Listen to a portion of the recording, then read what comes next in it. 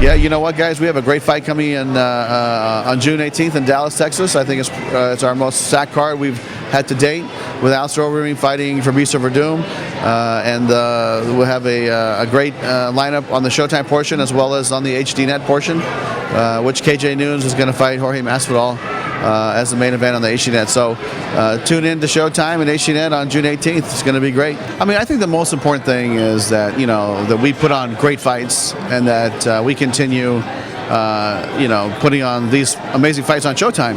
And I really think that's what got Strikeforce to the next level, from a regional show to a national promotion.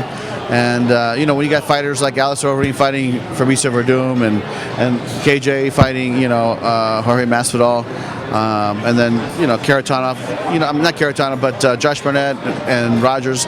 I think that's the most important thing, and that's going to continue. And that's really what it comes down to. At the end of the day, yeah, have there been some staff changes, and and some of these guys have been with me a long time, so it's a bummer. But I can't.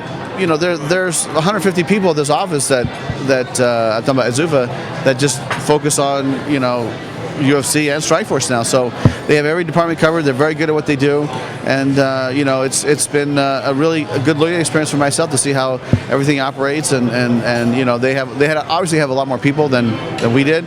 So we were kind of like hands-on, like one guy would do 8 tasks, and here they have one guy doing 1 task, or multiple people doing 1 task. So it's been amazing to see that kind of resource behind a company like this. Showtime does very well with MMA.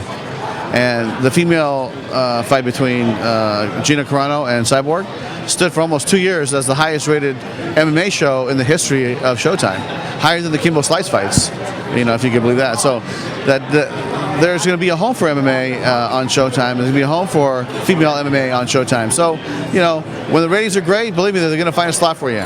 Look at Chris Cyborg. Look at Marlos Kunin, who's becoming quite a star here in the U.S. Look at Misha Tate. I mean, there's a lot of great female fighters out there.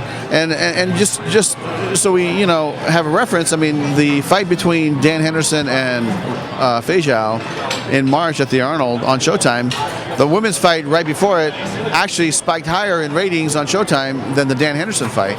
So what does that say? That the general public is tuning in going, oh, look at this fight. This is an amazing fight.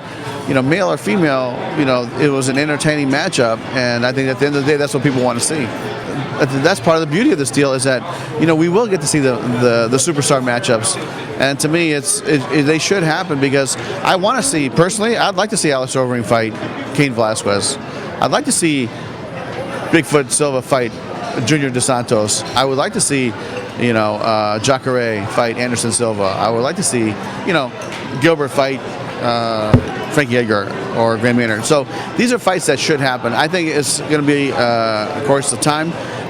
Right now, though, I think the Nick Diaz fight had a certain circumstance attached to it, because he had a boxing provision in his contract, and they didn't want him to box, so they gave him the fight. But I think that the other fights will take time. But I think give it some time. I think they eventually will happen. Honestly, one of the maybe the single greatest fight I've ever seen live in person was Nick Diaz fighting Gomi in Pride. I was like, holy crap, this guy is probably my first time seeing Nick live fight, and I was like, this guy is unbelievable. So Nick's a warrior. GSP is a world-class athlete and a great fighter, and these two guys, it's going to be like the AFC versus the NFC, right?